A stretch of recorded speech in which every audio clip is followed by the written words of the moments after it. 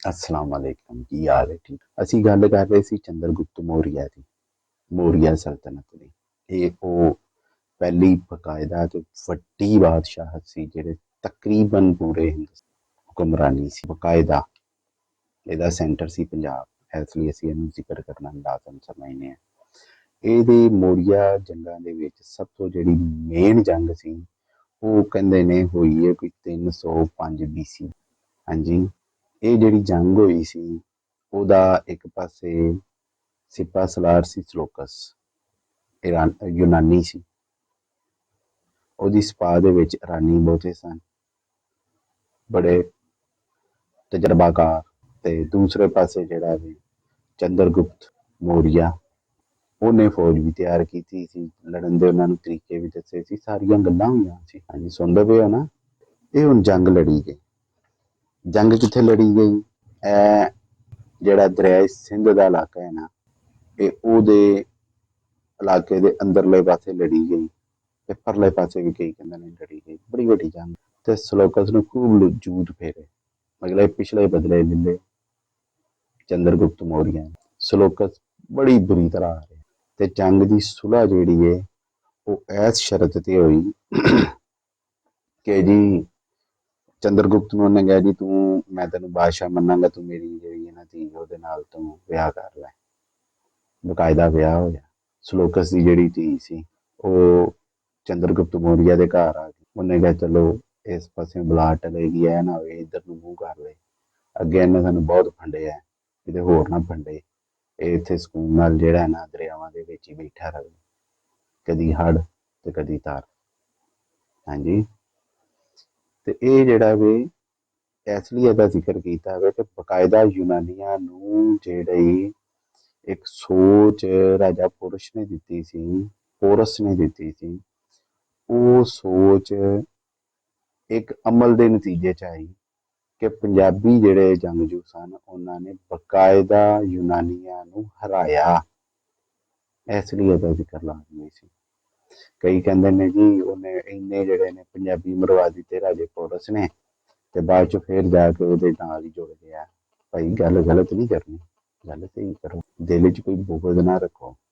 ਤਰੀਕ ਹੈ ਤੇ ਆਪਣੀ ਤਰੀਕ ਨੂੰ ਗੜਬੜ ਨਾ, ਮੈਂ ਤੇ ਇਹੀ ਕਹਾਂ। ਹੁਣ ਜੀ ਇਹ ਸਾਰਾ ਸਿਲਸਿਲਾ ਚੱਲਦਾ ਰਿਹਾ।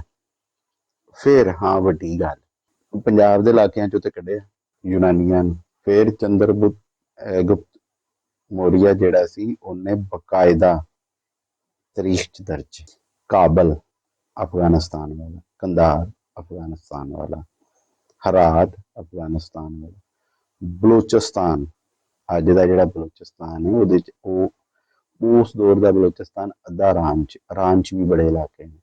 ਉਹਨੇ ਕਿਹਾ ਸਾਰੇ ਇਲਾਕੇ ਮੇਰੇ ਅੰਡਰ ਹੋਣਗੇ, ਨਿਕਲ ਜਾ ਇੱਥੋਂ। ਉਹਨੇ ਅੱਗੋਂ ਕਿਹਾ ਠੀਕ ਹੈ ਰਾਜਾ ਜੀ, ਮੈਂ ਚੱਲਾਂ ਵਾਂ, ਮੈਨੂੰ ਮੇਰੀ ਜਾਨ ਛੱਡੋ, ਮੈਨੂੰ ਹੋਰ ਨਾ ਫੜ।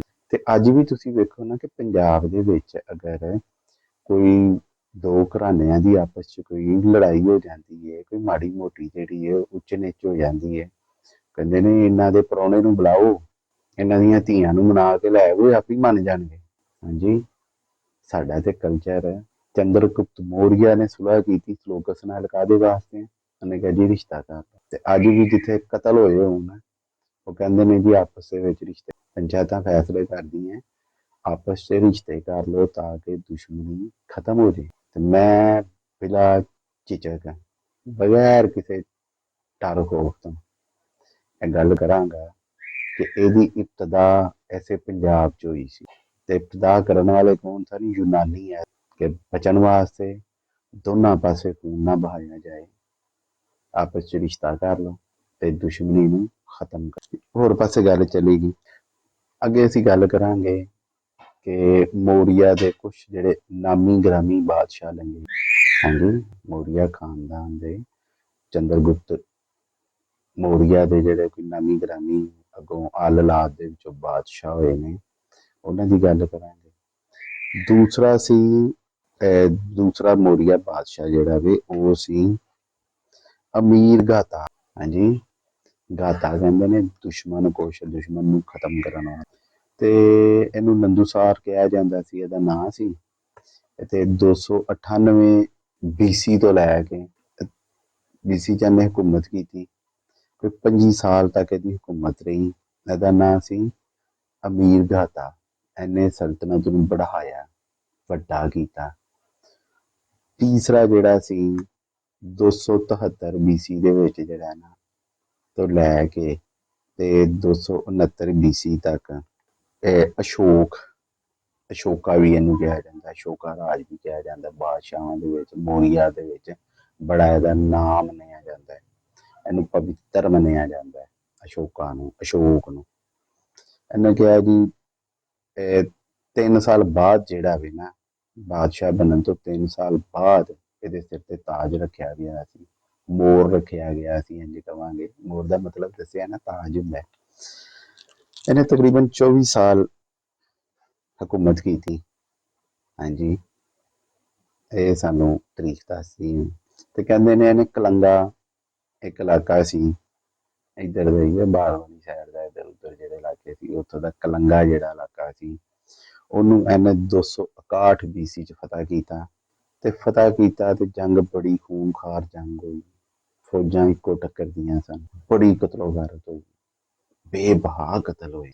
ਇਹਨੇ ਜਦੋਂ ਜੰਗ ਜਿੱਤ ਕੇ ਜਿਹੜਾ ਨਾ ਇਹਨੇ ਜੰਗ ਦੇ ਮੈਦਾਨ ਦਾ ਦੌਰਾ ਕੀਤਾ, ਇਹਦਾ ਦਿਲ ਟੁੱਟ ਗਿਆ। ਇਹ ਗੱਲ ਪੁਆਇੰਟ ਵਾਲੀ ਹੈ, ਇਹਦਾ ਟੁੱਟ ਗਿਆ ਦਿਲ ਕਿ ਮੈਂ ਜੰਗ ਕੀਤੀ ਹੈ, ਇਲਾਕਾ ਫਤਿਹ ਕਰਨ, ਇੰਨੇ ਇਨਸਾਨ ਮਾਰ ਕੇ ਹੁਣ ਮੈਂ ਕੀ ਕਰਾਂ। ਤੇ ਇਹਨੇ ਜਿਹੜਾ ਨਾ ਸਾਧੂਆਂ ਵਾਲੀ ਜ਼ਿੰਦਗੀ, ਹਾਂਜੀ, ਰੱਬ ਕੋਲੋਂ ਮਾਫੀਆਂ ਮੰਗਣੀਆਂ ਸ਼ੁਰੂ ਕਰ ਦਿੱਤੀਆਂ। ਕਹਿੰਦਾ ਸੀ ਮੈਂ ਜੰਗ ਨਹੀਂ। ਤੇ ਗੱਲ ਹੈ ਵੇ ਕਿ ਜਦੋਂ ਜੰਗ ਨੂੰ ਛੱਡ ਦੋਗੇ, ਜਦੋਂ ਫੌਜ ਨੂੰ ਕਮਜ਼ੋਰ ਕਰ ਦੋਗੇ, ਦੁਸ਼ਮਣ ਤੇ ਐਸੇ ਇੰਤਜ਼ਾਰ 'ਚ ਕਿਦੋਂ ਤੁਸੀਂ ਕਮਜ਼ੋਰ ਹੋ। ਜਦੋਂ ਤੁਸੀਂ ਕਮਜ਼ੋਰ ਹੋ ਦੁਸ਼ਮਣ ਨੇ ਤੇ ਉਦੋਂ ਤੁਹਾਨੂੰ ਪੋਲੇ ਮਾਰਨਾ। ਉਹੀ ਕੰਮ ਹੋਏ। ਛੋਟੇ ਛੋਟੇ ਜਿਹੜੀਆਂ ਸੰਤ ਰਿਆਸਤਾਂ ਸਨ, ਉਹ ਆਪ ਉਹਨਾਂ ਨੇ ਕਿਹਾ ਜੀ ਸ਼ੌਕ ਸਾਹਿਬ ਤੇ ਸਾਧੂ ਬਣ ਗਏ ਨੇ, ਸਾਨੂੰ ਉਹਨੇ ਕੀ ਕਹਿਣਾ। ਉਹਨੇ ਤੇ ਕਿਹਾ ਮੈਂ ਕਿਸੇ ਨੂੰ ਮਰਵਾਣਾ ਹੀ। ਉਹਨਾਂ ਨੇ ਫਿਰ ਕਰਨਾ ਕਿਹਾ ਜੀ ਅਸੀਂ ਰਾਜੇ ਹਾਂ, ਨਿਕਲਦੇ ਹੋ ਮੋਰੀ। ਉਸ ਤੋਂ ਬਾਅਦ ਜਿਹੜਾ ਵੇ ਸ਼ਰਥ ਮੌਰੀਆ ਹੈਗਾ ਸੀ ਨਾ, ਸ਼ਰਥ ਮੌਰੀਆ, ਇਹ 223 ਤੋਂ 224 BC ਤੱਕ ਜਿਹੜਾ, ਯਾਨੀ ਕਿ ਤਕਰੀਬਨ 2 ਸਾਲ ਜਿਹੜਾ ਹੈ ਨਾ, 232 ਤੋਂ 224 ਇਹ ਇੰਨੇ ਸਾਲ ਰਿਹਾ। ਉਸ ਤੋਂ ਬਾਅਦ ਸ਼ਲੀਸ਼ੁਕਾ ਮੌਰੀਆ ਸੀ, ਇਹ 215 ਤੋਂ 202 ਤੱਕ ਰਿਹਾ। ਪਹਿਲੇ ਦੱਸਿਆ ਹੈ ਪੁੱਠਾ ਕੰਮ ਆ ਰਿਹਾ, ਉੱਤੋਂ ਥੱਲੇ ਨੂੰ ਆ ਰਹੇ, ਥੱਲੋਂ ਇਸ ਲਈ ਤਰੀਕ ਇੰਝ ਪੜੀ ਜਾ ਰਹੀ। ਫਿਰ ਦੇਵਾਵਰਜਨ ਸੀ 202 ਤੋਂ 1995 ਤੱਕ ਹੈ, 195 ਤੱਕ ਕਹਿ ਰਹੇ, ਵੇਖੋ ਕੰਮ 195 ਵੀ ਨਹੀਂ ਪੜਿਆ।